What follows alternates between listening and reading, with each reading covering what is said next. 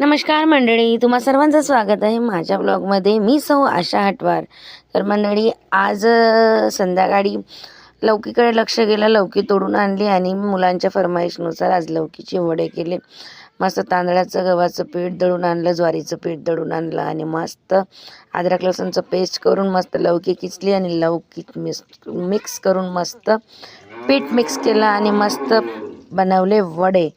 वडे आमच्या इथं सर्वांनाच आवडतात, खास करून माझ्या मिस्टरांना खूप जास्त प्रमाणात वडे आवडत असतात. त्यामुळे मी वडे बरेच दिवसानंतर पण आमच्या घरी बनलेले आहेत, कारण यावर्षी आमच्या इकडे लौकीचं प्रमाण फार कमी आहे. वडे बनवले आणि देवाजवळ पहिला नैवेद्य चढवला.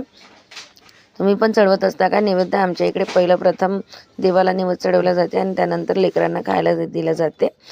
तेवढ्यातच माझे मिस्टर आले आणि बघा, ही आमची बाई माऊली. आमच्या घरी दुकान असल्यामुळे सामान खूप आणावं लागतं. माझे मिस्टर बघा बोरा भरून सामान आणत आहे. दररोज आम्हाला नवीन नवीन सामान आणावं लागतं, कारण दुकानासाठी लागतच आहे. त्यानंतर यांनी आले आणि वडे बघितल्याबरोबर तसेच पटकन हात धुतले ना वडे घेतले आणि इकडे बघा म्हटलं तर लपून बघा ते कसे खाऊन राहिले. त्यांना खूप आवडते. नंतर नाश्ता केल्यानंतर लगेच माझे मिस्टर मार्केटसाठी निघाले, कारण आज आहे ना सोमवार, आमच्या गावचं मार्केट आहे. तर माझी मुलगी सांगते बघा कशी, पप्पा इकडून जाल आणि हिने काहीतरी बनवलं आहे. मला म्हणते मम्मी सांग ना व्हिडिओमध्ये, मी पण काहीतरी बनवलं आहे.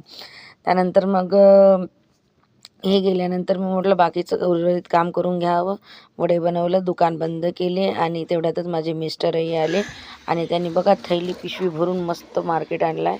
वाटते मार्केट स्वस्त होतं. मस्त एवढी मोठी कोथिंबीर आणली, आम्ही सांबार म्हणतो याला, तुम्ही काय म्हणता ते सांगा नक्की.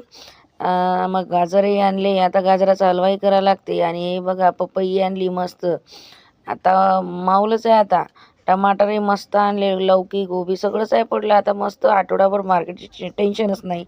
मग मस्त ही फ्रेश झाले, यांना जेवण वाढले ना. माझे मुलं पहा कसे धिंगा मस्ती करतात, दोघे पण भाऊ एकामेकाला मारते ना, मस्त हसत जाते आणि रडतही जाते. अशा प्रकारे आमची दिनचर्या आहे मित्रांनो. आता वाजले आहेत 10:30 आणि एकीकडे जेवण, एकीकडे लेकरांची मारापिटी, हसणं कुदणं आणि सोबतच मला झोप सुद्धा येते. त्यामुळे आता आम्ही आराम करावं. बाय, तोपर्यंत गुड नाईट.